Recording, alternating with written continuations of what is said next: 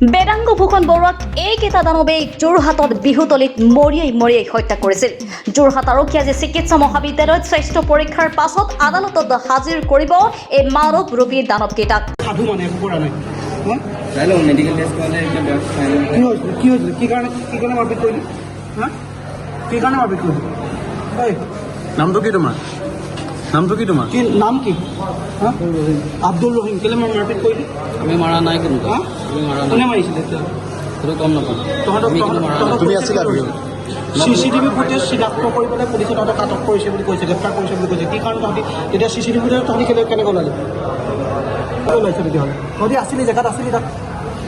ইফালে এই ঘটনাৰ লগত জড়িত সকলোকে কঠোৰ শাস্তি প্ৰদান কৰাৰ দাবীত স্মাৰক পত্ৰ প্ৰদান কৰি আৰক্ষীৰ বিৰুদ্ধে ক্ষোভ প্ৰকাশ কৰিছে এইসকলে। যোৰহাটৰ পৰা অনুপম বৰাৰ ৰিপৰ্টাৰ লাইভ অসম। বাকীক লজ্জানত কৰা এটা ঘটনা সংঘটিত হৈছে। এছাম আপোনালোকৰ প্ৰচাৰ মাধ্যমৰ জৰিয়তে অৱগত হ'ব পাৰিছোঁ, একাংশ নিচাসক্ত যুৱকৰ বা কিশোৰৰ দলবদ্ধ আক্ৰমণত এজন আচলতে যুৱকৰ মৃত্যু হ'বলগীয়া হৈছে। আৰু অতি পৰিতাপৰ বিষয়, যোৰহাটৰ সম্ভ্ৰান্ত মানুহৰ ঠাই বুলি আমি কওঁ চন্দননগৰ। এই চন্দননগৰত আচলতে এখন বিহু সন্মিলন অনুষ্ঠিত হৈছিলে যোৱা শনিবাৰে। আৰু তাত হৈ থকা এখন কাজিয়াক কেন্দ্ৰ কৰি কাজিয়াখন ভাঙিবলৈ যাওঁতে এই বেদাংগ ফুকন বৰুৱা নামৰ যুৱকজনৰ আচলতে অকস্মাতে মৃত্যুত আঁকোৱালি ল'বলগীয়া এটা ঘটনা ঘটিলে।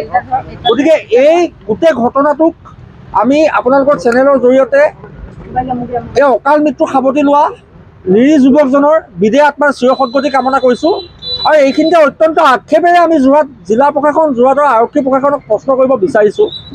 বাৰম্বাৰ যোৰহাটৰ আৰক্ষী প্ৰশাসন, যোৰহাট জিলা প্ৰশাসনক প্ৰশ্ন কৰি থকা হৈছিলে।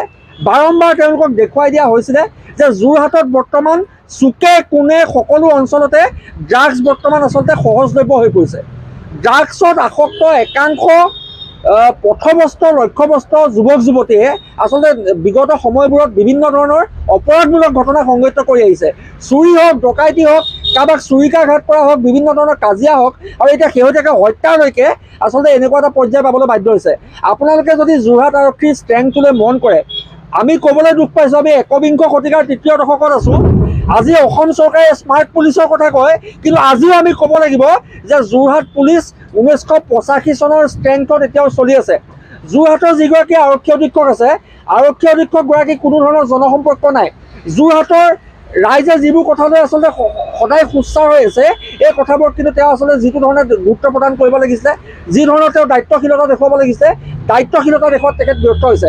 তাৰ লগে লগে আমি ক'ব বিচাৰিছোঁ, আপোনালোকে যেতিয়া স্মাৰ্ট পুলিচৰ কথা আমি সদায় কৈ থাকোঁ, আপোনালোকে যোৰহাটৰ চাৰিআলিবোৰত যেতিয়া যাব, চাৰিআলিবোৰত কিন্তু এজনো ট্ৰেফিক পুলিচ আপোনালোকে দেখা নাপায়।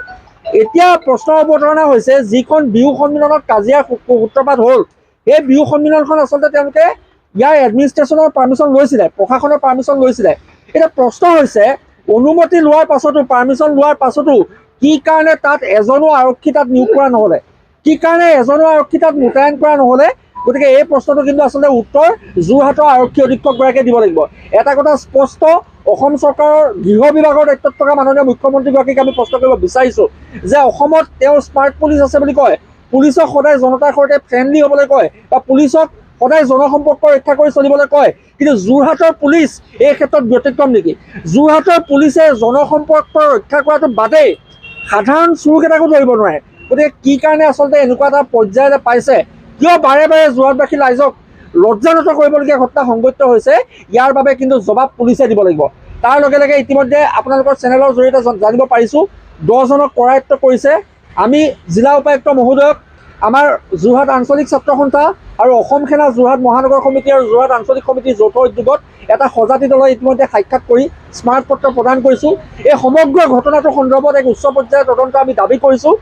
আৰু যিসকলক কৰায়ত্ব কৰিছে বা যিসকলক কৰায়ত্ব কৰিবলৈ এতিয়াও বাকী আছে, অনতি পলমে কৰায়ত্ব কৰি কঠোৰতকৈ কঠোৰ শাস্তি দিয়া ব্যৱস্থা গ্ৰহণ কৰিব লাগে।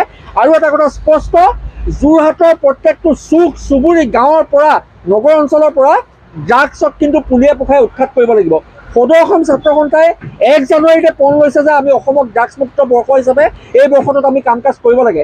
ইতিমধ্যে মাৰ্চ মাহৰ 18 তাৰিখে সেই সময়ত সদৌ অসম ছাত্ৰ সন্থাৰ আহ্বান মৰ্মে সদৌ যোৰহাট জিলা ছাত্ৰ সন্থাই প্ৰতিবাদী কাৰ্যসূচী বাহিৰ কৰিছিলে। আমি বাৰম্বাৰ কৈছিলোঁ, ড্ৰাগছ সৰবৰাহকাৰী হওক, ড্ৰাগছৰ উৎসসমূহ হওক, ড্ৰাগছ সেৱনকাৰীসকলে হওক, এওঁলোকক পুলিয়ে পোখাই উৎখাত কৰিব লাগে। গতিকে আমি যোৰহাটবাসী ৰাইজকো বিনম্ৰতাৰে আহ্বান জনাব বিচাৰিছোঁ, প্ৰশাসনক সম্পূৰ্ণৰূপে সহযোগিতা আগবঢ়াই অনতি পলমে আচলতে ড্ৰাগছৰ লগত জড়িত প্ৰত্যেকটো ব্যক্তিক প্ৰত্যেকটো দোষীক কৰায়ত্ব কৰি দৃষ্টান্তমূলক শাস্তি দিয়াৰ ব্যৱস্থা গ্ৰহণ কৰিব লাগে। Reporter live.